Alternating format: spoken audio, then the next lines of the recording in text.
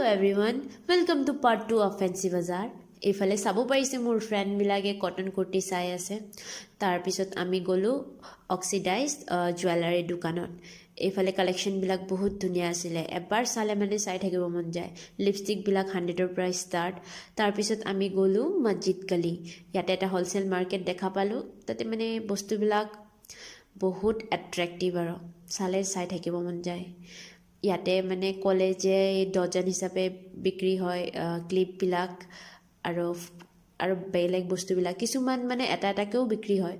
আৰু কাণৰবিলাক বহুত ধুনীয়া আছিলে আৰু ষ্টাৰ্টিং প্ৰাইচ 200ৰ পৰা ষ্টাৰ্ট। আৰু তাৰপিছত আমি গ'লোঁ MS বেগ হাউচ।